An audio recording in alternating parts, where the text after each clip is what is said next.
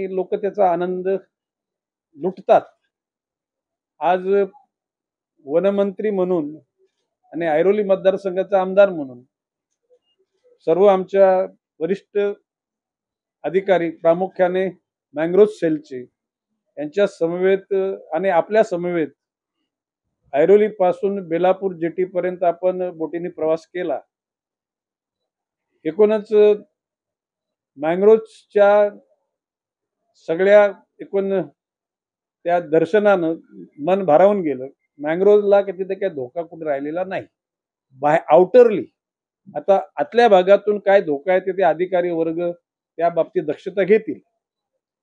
फ्लेमिंगोच्या बाबतीमध्ये म्हणजे on the कॉन्ट्री साधारण 2012च्या सुमारास या बेलापूरच्या जेटीवरून ऐरोलीच्या ब्रिजला क्रॉस करून मी यायचो, त्यावेळेला थोड्या प्रमाणामध्ये फ्लेमिंगोचा वावर सुरू झाला होता.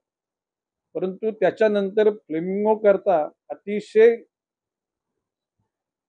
पूरक वातावरण आणि त्या ठिकाणी असलेलं पूरक मड फ्लॅग म्हणजे जो विशिष्ट चिखल आहे की ज्या चिखलामध्ये जे किडे असतात ते त्यांचं खाद्य आहे अशी माझी माहिती आहे.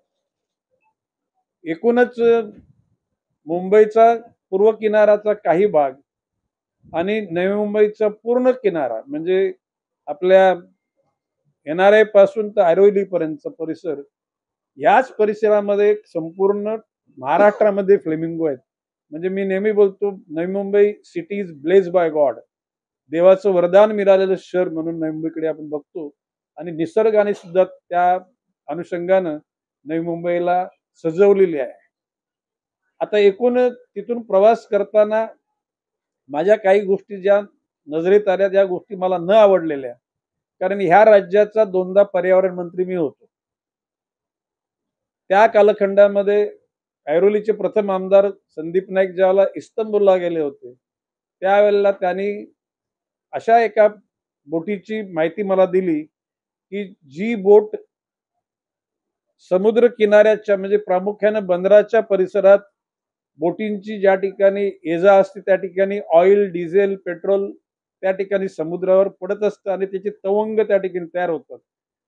तर त्या बोटीचा वापर केला तर ती बोट त्या पाण्याला आतमध्ये घेऊन त्याच्यामधलं grease part, diesel part, petrol असे सगळे पार्ट विविध टाक्यांमध्ये साचवलं जातं आणि तवंग त्या ठिकाणी दिसत नाही.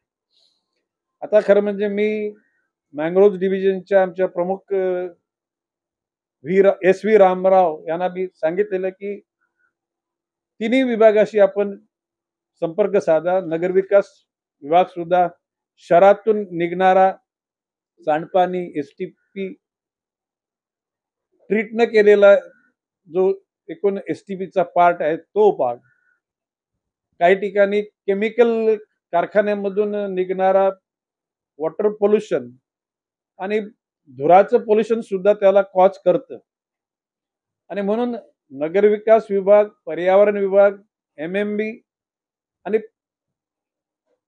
म्हणजे तुमचा पर्यावरण विभाग या सर्व विभागांशी चर्चा करून कोणीतरी जबाबदारी घेतली पाहिजे आणि त्या खाडीमध्ये वाहत असलेल्या प्लास्टिकच्या बॉटल्स, प्लास्टिक सादृश्य एकूण दोऱ्या, फोम, त्याचबरोबर थर्माकोल या सर्वांना कलेक्ट करून त्याची विल्हेवाट प्रॉपर पद्धतीनं करण्याची गरज आहे.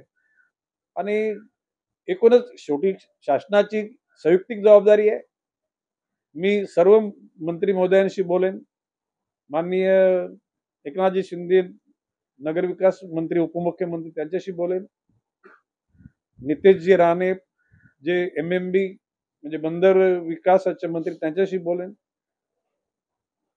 सौभाग्यवती पंकजा मुंडे या पर्यावरण विभागाचे त्यांच्याशी बोलेन आणि उद्योग विभागाचे उदयजी सामंत यांच्याशी बोलेन की या सगळ्याच घटकांना पत्रव्यवहार करून त्यांनी जर जबाबदारी मँग्रोव्ह डिव्हिजनकडे दिली तर शेवटी मँग्रोव्ह डिव्हिजनच्या कडे त्या विभागाने जी त्यांची काय अनुषंगाने जे काही निसर्गाचा नाश होतोय तेवढी जबाबदारी त्यांनी घेतली पाहिजे. म्हणजे आर्थिक पुरवठा MMBला त्याने दिला या आपल्या मँग्रोव्ह डिव्हिजनला, तर मँग्रोव्ह डिव्हिजन ती गोष्ट करू शकेल, म्हणजे संपूर्ण गुजरात बॉर्डर पासून तर गोवा बॉर्डर पर्यंत.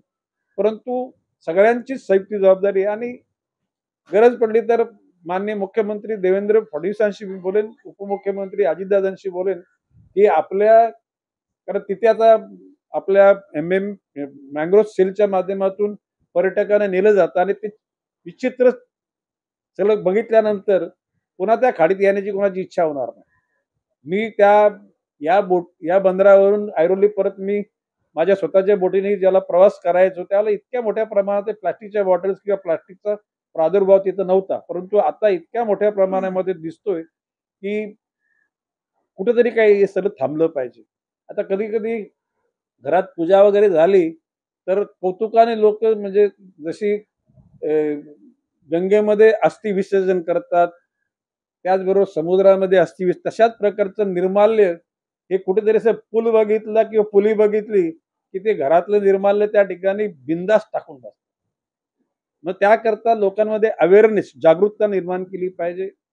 त्याचबरोबर गाड्यांमध्ये पाण्यासाठी बॉटल असतात, पाणी संपल्यानंतर त्या बॉटल आपल्या शहरामध्ये सुद्धा पाम बीच मार्गला बघा ना तुम्ही, तिथे बॉटल सेंटर प्लेसला बॉटल फेकल्या जातात.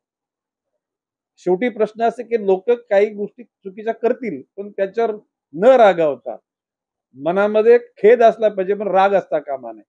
तर त्या अनुषंगानं त्यांच्यामध्ये जागृती एका बाजूने निर्माण करायचीच आहे, परंतु जोपर्यंत ते जागृत होत नाही तोपर्यंत कोणीतरी ही स्वच्छता करण्याची जबाबदारी घेतली पाहिजे.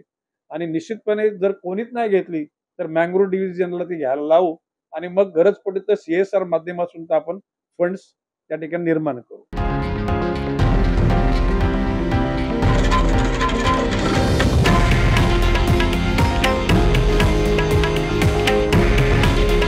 हे आहे देशातील नंबर 1 न्यूज नेटवर्क आणि आपण पाहत आहात TV9 मराठी. काळजी तुमची, हित महाराष्ट्राचं.